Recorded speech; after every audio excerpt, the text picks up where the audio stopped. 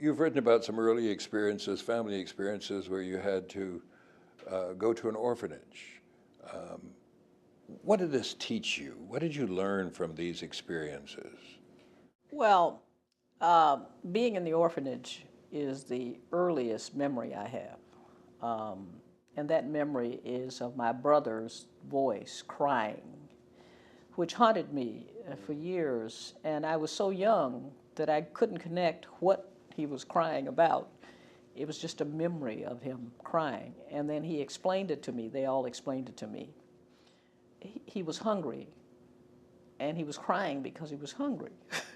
And he was just perpetually hungry because we were in this awful orphanage run by a man who took money from the local social services and didn't spend it on the kids. And it was like some horrible Charles Dickens story.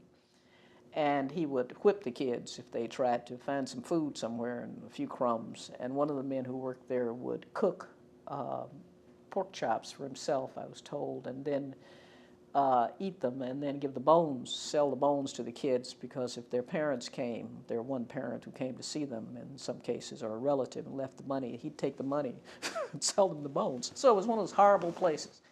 So I was there as a baby. I must have been about 2 or something. My father had left, and my mother didn't have anyone to help her, and so and had nobody to keep us. And so she put us in the orphanage, and she would come to see us until she could figure out what else to do. And later on, she came and got us. But I remember that experience and the crying, which I can still hear now. It's never gone away.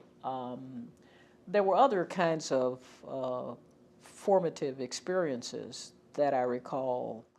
The one about the motorcycle cop who in Nashville was very well known by everyone in the community, in the black community where I lived. He would drive around harassing black people. And he drove up into the yard of my cousin where we lived after we got out of the orphanage.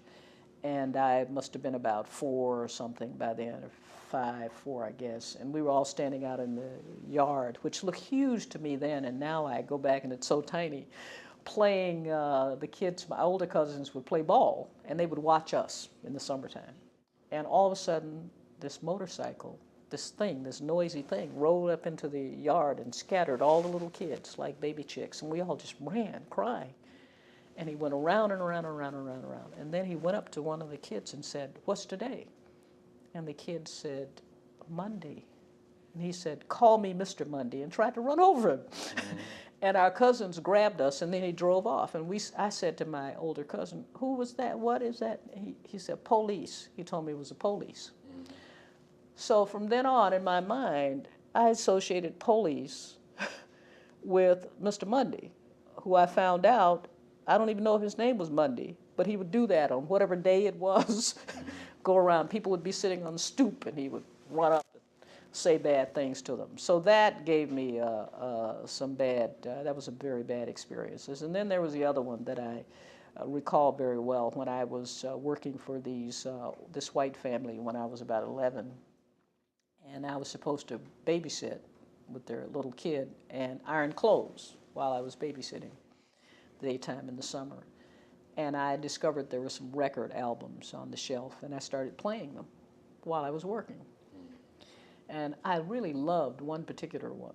And one day the woman came home, and I said, "I had a great time today. I found this wonderful album here. You know, I really love this music. It's great, it's great."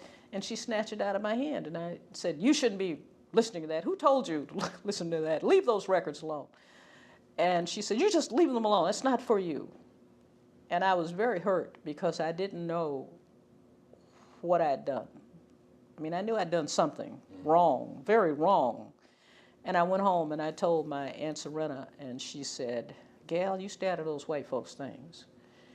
And as I told somebody, I stay out of white folks' things, or if I don't tell them I've been in them. But it was mainly, this was one of Beethoven's symphonies, which I loved very much. But every time I hear it now, I think about that woman telling me that that wasn't for me. So maybe some of these things, the accumulation of them in some way, had something to do with the sense I have of injustice needing righting in the world. But I must tell you that I also continued to work there, and I continued to play the music when she wasn't there.